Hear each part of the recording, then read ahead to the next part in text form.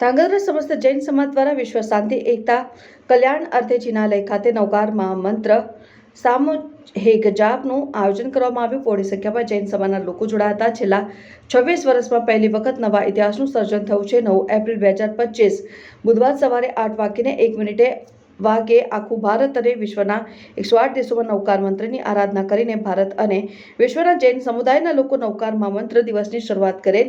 નવકાર મહામંત્ર પાપીઓને પણ પવિત્ર બનાવી દે છે। પરિવારમાં, વ્યાપારમાં, જીવનમાં કોઈપણ તકલીફનું નિવારણ નવકાર મહામંત્રથી થાય છે। વિશ્વનો સર્વોત્તમ મંત્ર, બિન સાંપ્રદાયિક મંત્ર એટલે નવકાર મહામંત્ર। આવા નવકાર મહામંત્રના જાપનું આયોજન સમગ્ર ધાંગધ્રા જૈન સંઘના ઉપક્રમે તથા સમસ્ત જૈન સંપ્રદાય સંઘ મંડળ ગ્રુપ સંસ્થા દ્વારા સહભાગી આયોજન કરવામાં આવ્યું હતું। ધાંગધ્રા શહેરના શ્રી તપગચ્છ સંઘ ઉપાશ્રય ચબુતરા હનુમાનજી મંદિર પાસે ધાંગધ્રાના સમગ્ર જૈન સંઘના આરાધકોએ ભાવપૂર્વક નમસ્કાર મહામંત્રનો જાપ કરી સમગ્ર ધાંગધ્રા ધર્મમય થઈ ગયું હતું ને આ નવકાર મહામંત્રમાં બહોળી સંખ્યામાં જૈન સમાજના લોકો જોડાયા હતા। જય જિનેન્દ્ર, બોલો મહાવીર સ્વામી ભગવાન કી જય।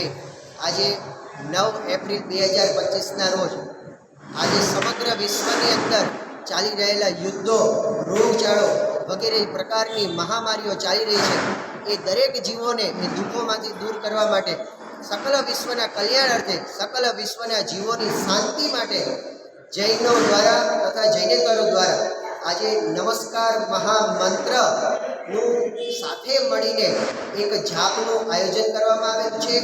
માત્ર ખાલી કોઈ એક સંઘની અંદર નહીં, 108 દેશો સહિત દરેક જગ્યાએ ખૂણે ખૂણે આ મહાપ્રભાવશાળી નમસ્કાર મહામંત્રનું આજે એક જ સમયે 8 વાગ્યાથી લઈને 9:30 વાગ્યા સુધી નમસ્કાર મહામંત્રના જાપનું આયોજન કરવામાં આવેલું છે। અને આ જાપની અંદર જૈનો, અજૈનો સૌ સાથે મળીને આ જાપ કરવામાં આવેલું છે। એની પાછળનો માત્ર એટલા જ હેતુ છે કે સમગ્ર વિશ્વના કલ્યાણ અર્થે આના પ્રભાવથી, આ મંત્રના પ્રભાવથી દરેકનું હિત થાય, દરેકનું સારું થાય।